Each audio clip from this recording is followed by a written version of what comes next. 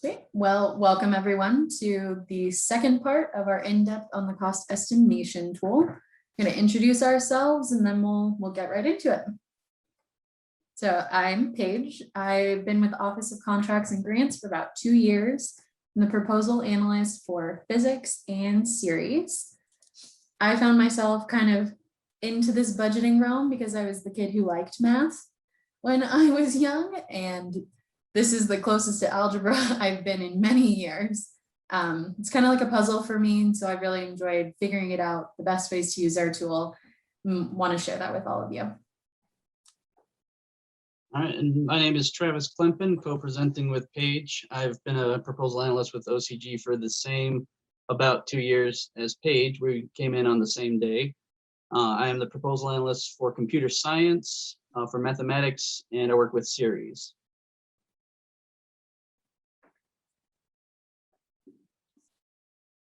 So here's the overview of what we're going to cover today. We're going to show one more update to the IDC Addendum, which we had touched on last time in the part 1. We're going to actually get into the S tool and do some live demonstrations of salary calculations and letting the person months table work for you. Paige is going to demonstrate how to incorporate cost share into the S tool.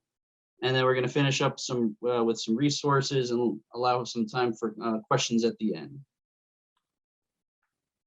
All right, so this one isn't super involved. If you do have questions on the updates to the IDC Addendum, feel free to reach out to OCG or to your proposal analyst. The only thing we wanted to update today is that the IDC Addendum will be required to have a signature from the Associate Dean of Research. The PA, the proposal analyst, should have a list of ADRs as well as DRAs to be copied on DocuSign. We'll send those out for signature from the department chair and the ADR at the same time.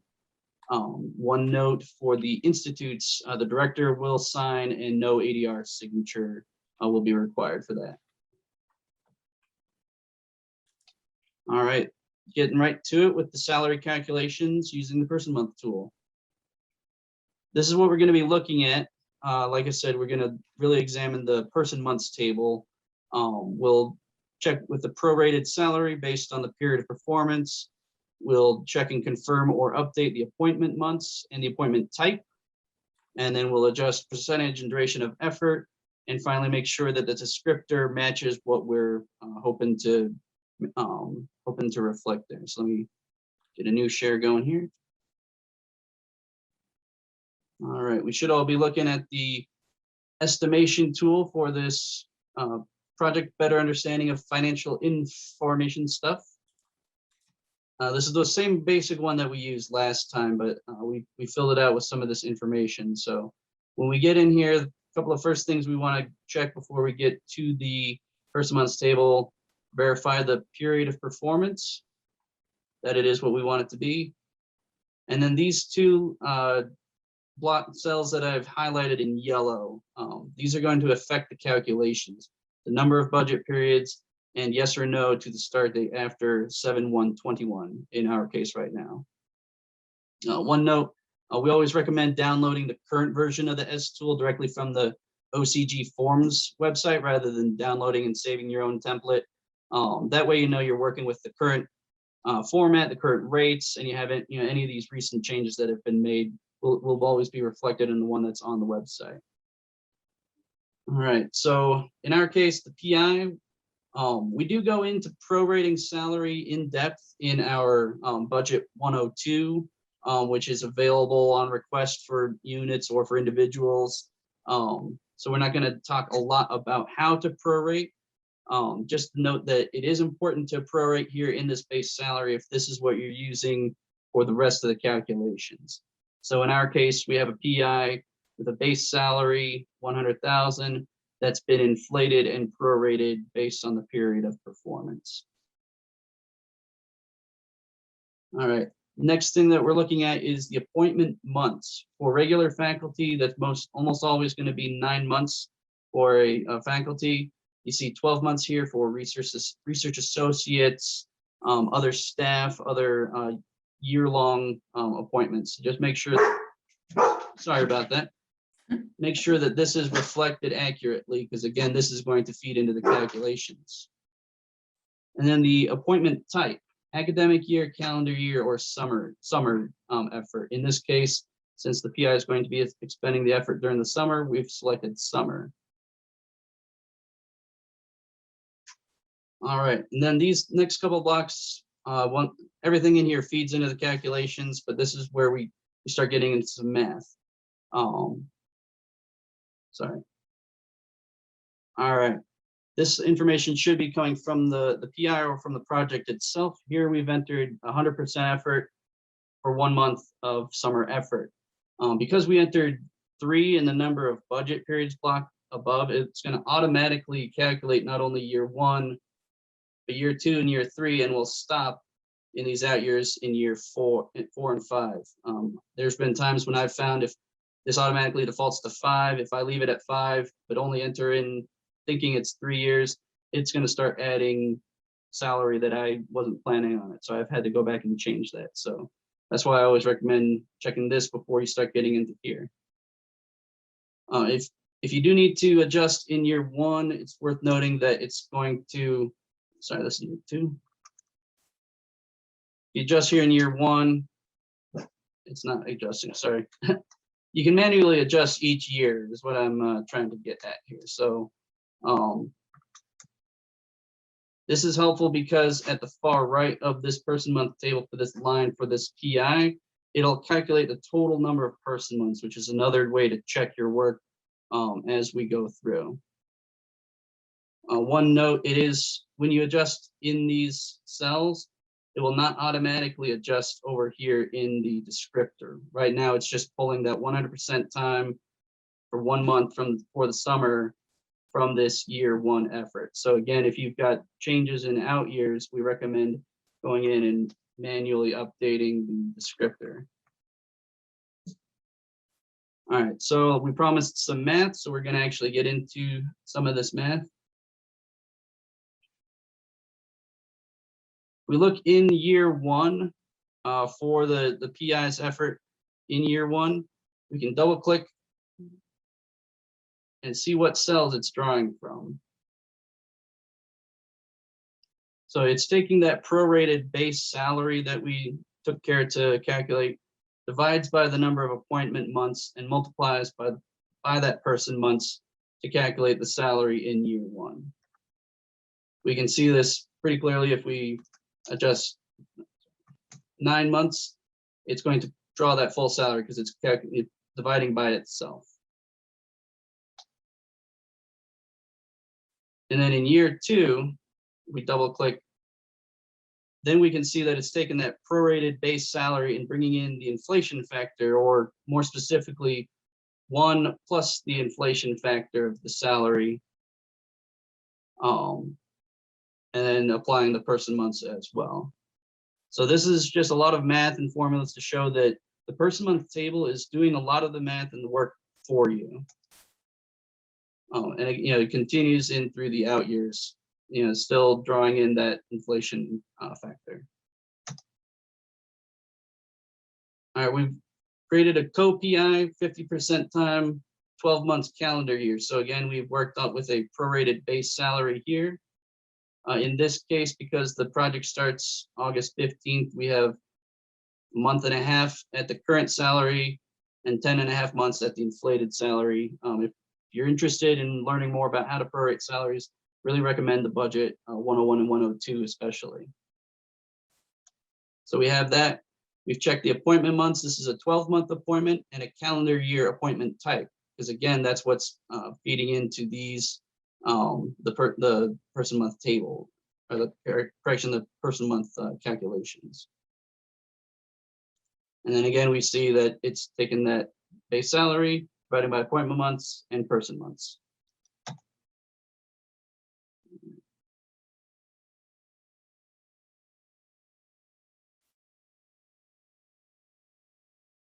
Just as something that's I've found worked for me is to visualize how all this works. Is I have a whiteboard and I do some of this stuff by hand. especially with that prorating. We're working with multiple personnel who some have 9 months, some have 12 months. What scratch paper, some people like to, talk it out, whatever works for you. All right.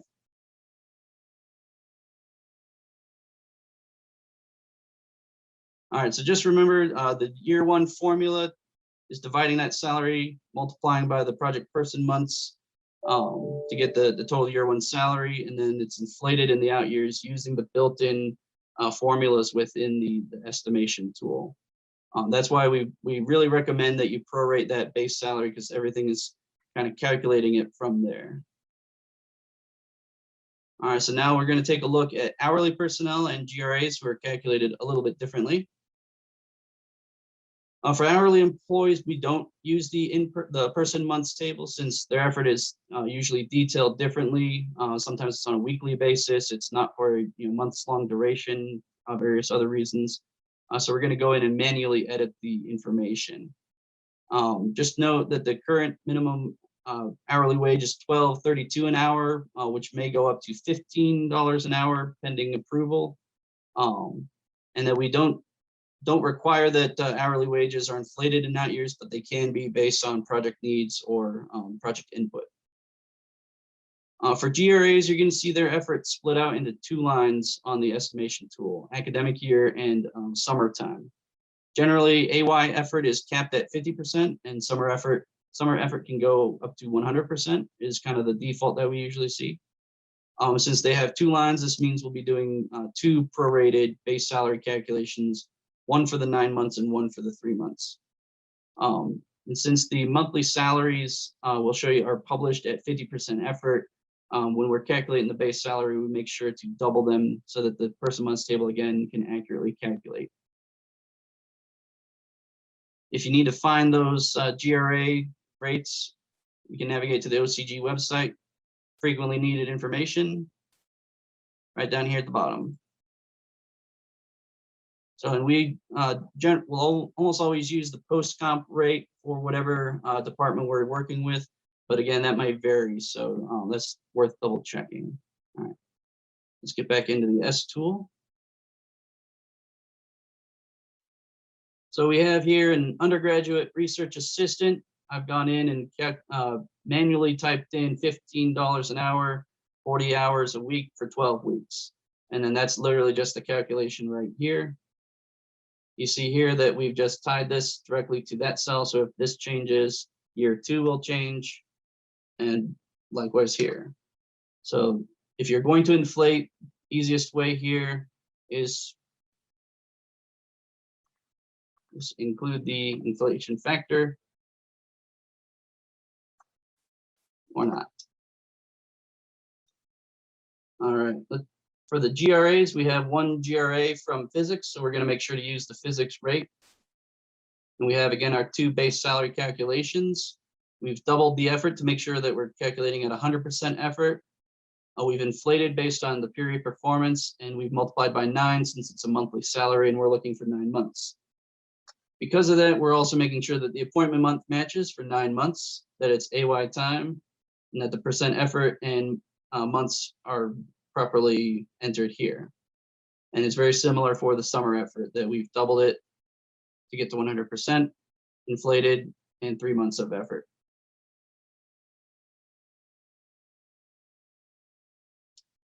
All right.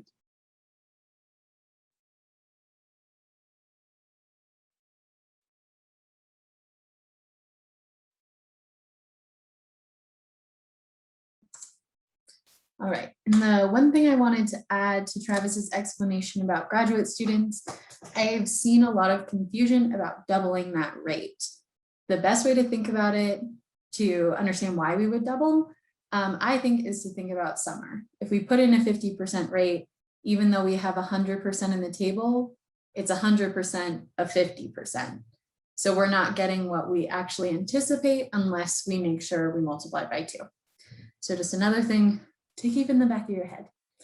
All right, now we get to dive into cost share. So the first thing we're going to talk about are 3 different types of cost share. So the first one that we have is voluntary committed. This would be not required by the sponsor. It's something that the PI has wanted to contribute to the project. They've made that decision. We discourage this because when we unnecessarily provide cost share, it can affect our F&A rate agreement conversation. If we give more cost share when we go to have that negotiation, they assume that we don't need as much in indirect costs because we have extra money to contribute to projects. So we don't love seeing voluntary on budgets. The next type that we have is voluntary uncommitted. So this is also not required. We still don't love it, but this one is not tracked. It doesn't have a specific value. It won't appear on the budget. This I see often with PI time. They know that they can only budget to a certain cap, and so they give themselves 1 month summer, although they think it will probably take them 1.5 months. That additional half month of their time is voluntary cost share, but we're not reporting that. We're not keeping track of it. And that's where we get the uncommitted piece. The committed shows up in budgets, shows up on a cover page. This one does not. The last piece that we have is mandatory committed. This is the type that we're going to be talking about today mostly, because this is when your funding opportunity announcement says you must commit this dollar amount or this percentage in order to be eligible to apply. So it's required by our sponsors. It needs to be tracked by CCO to make sure that we are meeting our contribution as required by our agreement with our sponsor. And again, a dollar amount, a percent. And right after this, we have a couple of examples from funding opportunities that I've recently applied to with PIs.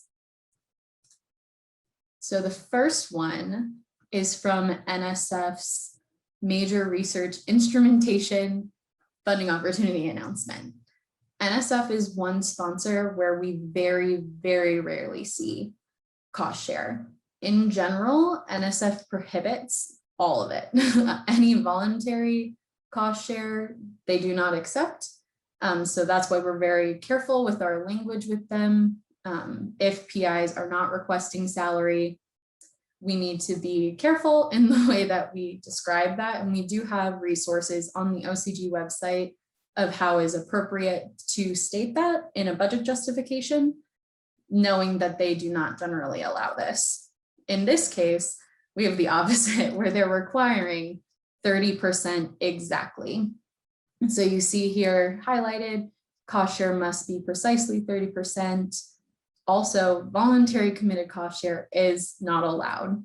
So they're being very careful in what they're asking from us. And so we need to be precise about what we commit to them. Below that, we have an example from an EPA funding opportunity that was for replacing the CU buses with electric buses, which is very exciting. That one has actually gone well, and we've heard back positively from them. It was an exciting opportunity. This one is very simple in its requirement. It was just a table. We were going for vehicle or equipment replacement, and so EPA would only allow 45% from them, and we needed to contribute 55%. That's higher than what I see most often, but obviously not unheard of, because here it is. So next we're going to talk about what can we cost share. The first thing that you'll want to do to be sure what you can and cannot include is you need to look at your sponsor guidelines. This information should appear in your funding opportunity announcement. If not there, it will be in an agency's more broad guidance, but it should refer you to wherever those guidelines are going to be. Sponsors are very clear about what their expectations are when they're mandating cost share, because they want us to know what we're committing to before we make that decision. So the same federal guidelines apply to cost share costs. In that meaning, they have to be allowable, reasonable, allocable, and consistent. So if we wouldn't budget it for the normal federal share, we can't budget it for cost share. It needs to be specific to the project. It needs to be a reasonable amount. So we can't say, oh, if we were asking the federal share to pay for this, we would ask for $6,000. But if we're going to cost share it, we'll say that it's valued more than that. We cannot do that. The other thing that is important to note is that F&A is charged on cost share line items the same way it would be on federal share. So if you're doing salary or fringe benefits, travel, all of those things normally incur F&A, and so they will when they're cost shared as well. We call that unrecovered F&A because it's not a cash contribution from the university. When we cost share something that has indirect costs, we're accepting that we will not receive those funds, but they don't have to then like manifest as actual dollars. It is unrecovered, as the title suggests. Many sponsors will allow unrecovered F&A to contribute towards your cost share minimum, but not all. So that's one of those things that you need to check for very specifically. If it's not called out, it is allowed. If it's unclear, email the sponsor, email the PO. They will be the authority and really they have the final word on this. So the next thing we are going to do is look at how we actually manipulate the tool to include cost share. So we're going to pop back into our Excel example, and I will take you guys through what I do whenever I build these budgets on my own. So starting with a complete budget is how I begin the cost share process. I do this because most often I see the requirement as a % of total project costs. So by building out the budget with all of our needs, all of our line items beforehand, we know what the total project cost will be from the beginning, and then we can more easily determine how much needs to be cost shared to meet 30% or 10% or whatever our sponsor has required of us. So this budget is complete, and now we begin manipulating it. The first thing that I do is I go to the bottom of the page, and we've recently added these two lines, which is our total amount requested and our total cost share committed. For this example, we're going to say we're trying to hit 15% of total project costs. So below those two, I would create a cell that is equals, and then a reference to the committed cost share cell divided by parentheses total requested amount plus cost share, because that's going to give us our total project costs. This cell is going to default to 0. So to get a %, you're going to want to right click, format, and then you can go down to percentage. I add 2 decimal points because as with that NSF language, it says precisely. I know that we've had PAs who've had things returned for being 29.6 instead of 30, which seems silly, but better to be sure when we submit than having to do a rebudget for something so small. So that is going to be a live count of what % we're at. If we want to know what the dollar amount will be, we can come into this cell next to it and do equals, and then we're going to type the total project cost because that cell is going to change over time, and we want this number to be consistent. So we put in the total times 0.15, and that will tell us the dollar amount that we need to reach for our cost share. So we're looking at just over $171,000 for this project. Those I reference continually because they tell me how small my future changes need to be to hit total. So to actually start moving things into cost share, we'll go back up to the salary section. And the first thing that I do is I go into the cell I want to cost share from. So we're going to use PI salary here. We have that equation that is referencing the person months table, and at the end, we're just going to add minus a reference to the cost share cell. So by doing this, when we add cost share, it will take it out of the federal share. We won't have duplication of cost here. If we didn't add that minus, we would have 1 month under federal and 1 month under cost share, and now we have 2 months on the project, and that wasn't our original need. So once we've done that, we'll go into the cost share cell, and I just put the total. So here we're going to have 11,489. And now there's the PI salary in year 1 is going to be completely cost shared. It's not going to be a federal request anymore. If you notice the fringe section, it automatically calculates as it normally would. And so we can go ahead and do that for out years because we're trying to hit $170,000. So again, we're going to do minus a reference to the cost share cell. And then in the cost share cell, we'll type in our total number. So 11,747. We'll do that year 3. So you guys get the gist of how to do this with salaries. So we will look at an additional section. So now we're cost sharing the total of the PI's salary and fringe benefits. You see that column to the right, it says contributor. We need to keep track of who has committed to which costs. So here we could see Rio, the department. If the PI has startup funds, those can be used for cost share. So in this case, we'll just go ahead and put Rio. And they'll also be covering the fringe. Keep things consistent. So those costs function just like federal share. So we did salary and it incurred fringe. If we go down, we'll see that it incurred F&A as well, because that is not an F&A exempt cost. So now we're up to just over 6%.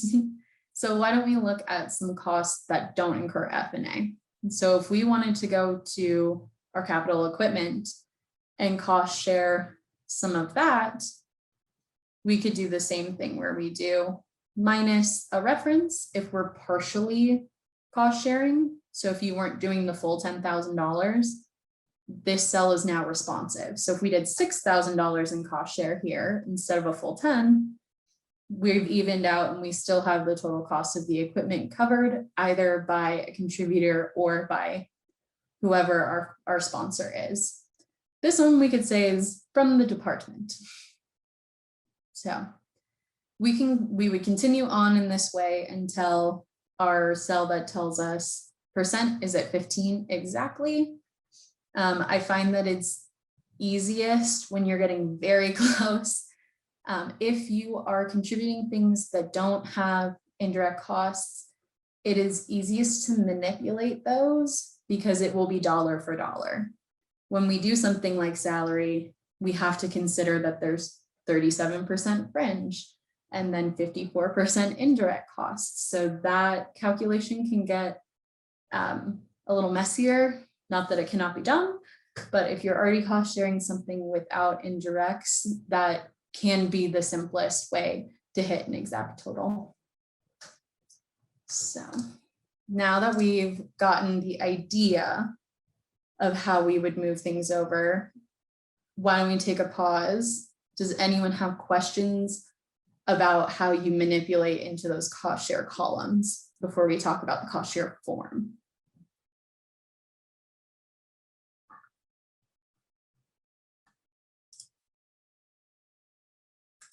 All right, then we will move on to everyone's best friend, the cost share form. So this is something that we obviously need signed before we can move forward with a proposal. It is a full stop if we don't have it, because we're asking departments or Rio or the graduate school to contribute cash. We can't move on without their approval of that. So this form is extremely important.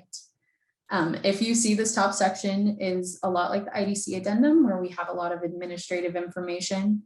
Much of it pulls from the estimation tab. Some things you have to type in.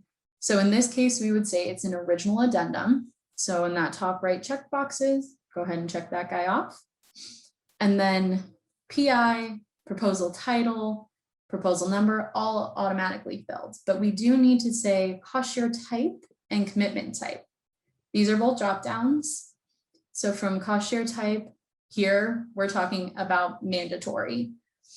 Again, that is our preferred type of cost share if we're going to do it. But there are boxes for voluntary, and they have seen that as well. We just want to be accurate about that. And then commitment type, we're going to have a percentage. So commitment parameters is the last box you'll have to fill. And this is one that I sometimes forget what they're asking for.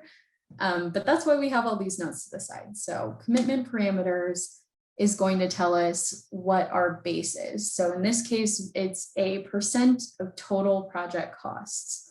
So that's what we would want to put in parameters so that we know what we were doing. I mean, it's easy to remember if we have to revise or look back. If it was a dollar amount, you could just put $5,000 and this box would be met. So next section is going to be our required signatures. These have to happen every time. The first thing that we need to do is check that PI certification box, because once we put this through DocuSign, you cannot edit. But in checking that box, we need to make sure the PI actually has read the UCB cost share policy. That link in blue is live. It will take them to this information. We need confirmation that they have in fact read through it. They know what they're committing to, what they're committing the university to, because cost share is not something to be messed around with. So we've done that. We would send this through DocuSign for our PI and their chair or director to sign. Again, those are two signatures that have to be on this. Below those, we have contributor signatures that are dependent on the project. So for ours, we talked about the department and Rio. So in this case, we wouldn't need a signature from the dean. We wouldn't need a signature from the graduate school because they are involved in this project, but we do need Rio's signature. And then because it's the department, they've already signed off. So we don't need another line for them, but we have spaces for many additional contributors if you have a project with multiple departments and both of them or all three of them are contributing cost share. We need signatures from every department that is going to be contributing money to this project. So you would put in, say it's a project with Series and Instar, we would add one for those departments, whichever has not signed above, to make sure that everyone is aware of what is being committed and what they've signed up for essentially. So that's all of our signature section. Our next section is going to be an overview of PI and co-PI costs. So we have salary and fringe that are pulling over on their own, and this is not a section that you need to modify. It should be taking information from the estimation tab on its own, filling things in appropriately, and we have more information on what is going on to the right in that nice orange box. So section number 2 is CU Boulder cash contributions. So we talked about F&A being an unrecovered cost, so we don't have cash. These are the people that are putting up dollars. So in this case, we have the department, and we would want to go ahead and change from bracket name to the actual name of the department. And then we fill in, we need a speed type on this. And we need to know what amount for each of these categories they've committed to. So in this case, we have sections. We have a question I will get to in just a quick second. So we have, salary, fringe, graduate student. These would be non-PI and co-PI roles because we already have that information above. Anything else can go into other, and then you want the amount per year. These instructions are off to the right in that green box so that the guidance is where you need it when you're trying to do this. we'll go through these next 3 sections, and then I will check to the question in the chat. So section 3 is our value of F&A. This is also going to pull from the estimation. And we see we have F&A charged on cost share. So that's our unrecovered dollars. If we get a waiver completed for IDC and we're choosing not to take indirect cost on the project, that would be voluntarily waived F&A, and that would be a different line item. That'd be something that needs to go through your department chair, at least, needs to be signed off on. The waiver process is pretty intense. It's not something that we see often, but it's a path if you would like to try it at some point. But what we are mostly going to see is F&A charged on those cost shared costs. And again, that pulls right over. We have definitions to the right. And then our last 2 sections are contributions that are either not cash or not CU cash. So first we have in kind, and then we have the value of third-party cash cost share. And if you note on the bottom, we have additional tabs. We don't go into them very often, but these are the occasions when we would need them. So if you go to 2 CS in kind, you would fill in this tab with the information, and it will pull back to that form so that it's condensed in one place. But here we would have something like the use of equipment.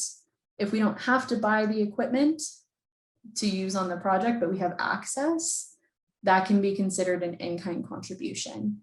So we would do the name of the contributor, what exactly we're taking value in, and then we need an estimate of what that value is by year again. So yeah, if we would have to pay $1,000 to use that in another situation, but we're getting that donated to the project essentially, that becomes an in-kind contribution. So the first section is CUs in kind, and the second section is third-party in kind. So if we have people external to the university contributing services or access that has a dollar value to it, that's where we would put them. Again, this information pulls back to our cost share form, and that condenses everything, as you see, and then we have it all in one place for signature. The last type of cost share that we have is third-party cash cost share, which is truly a mouthful, but that would be our final tab. And here it's very similar. So we have subcontractors or third party. I've seen the Colorado Energy Contingent or something of that similar name contribute money directly to a project with ARPA-E.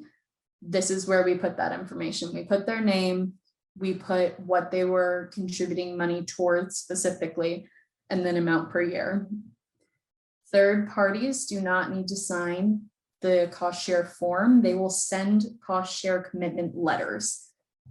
That will be put with your InfoEd records so that we have documentation to say, this is how much, this is what it's going towards, this is the date on which they signed off to this commitment with CU.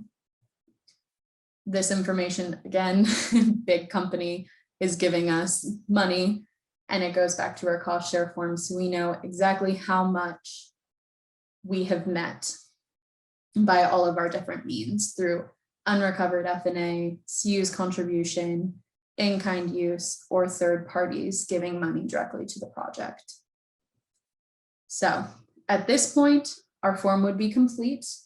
We would do file, print, and this is formatted to look good on an 8.5 by 11 piece of paper.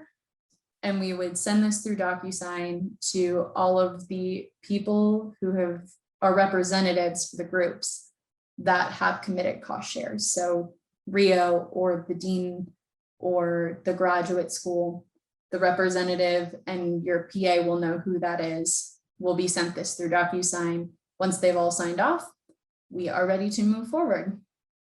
And that is the cost share form. We do have a quick question in the chat. Let's see. it says, could you show us how to contribute a certain percentage of salary as cost share? Not the full 100%. How do you calculate that in the cost share column if it isn't drawn from the salary table? Sure. So if we go back to the Excel, I will show you guys what I would do in that case. So we've done minuses and all of that business, but we will take that out of the equation here. Sweet. So if I was wanting to do 10% cost share, 90% federal, what I would do is I would go into the cell for federal, so the white, and do times 0.9. And then in the cost share column, you can do a couple of different things. You can either put in that total as we have it now and do times 0.1. That would not be responsive to changes in the salary table. So that would be fine as long as you know your budget is final. But to be safe, I would recommend going about it a slightly different way, which you would go into the white cell, the federal share that is using our cost share table to estimate. And I would copy this, not quite that. I would go in and look at this formula and copy the formula into the cost share cell, so that then it is using the salary table.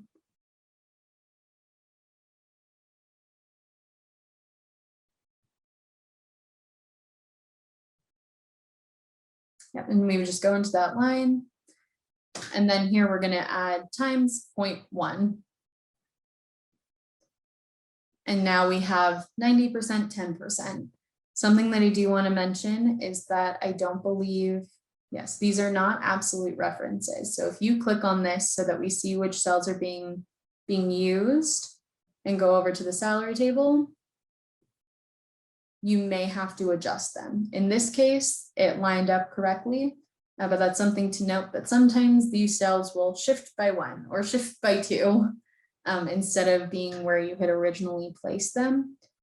You can simply click on the cell as we showed and move them to the correct places once you understand which parts of the salary table are doing what.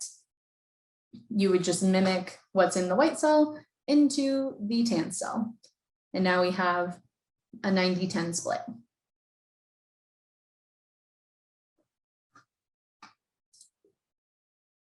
All righty. And we'll pop back over to our PowerPoint. We already talked about the cost share form. And so now we are the part of the presentation where we are open to your questions. That is a ton of information. Cost share and the salary table are complex. So if you guys have anything, you can unmute or you can go ahead and throw it in the chat and we will do our best to clarify.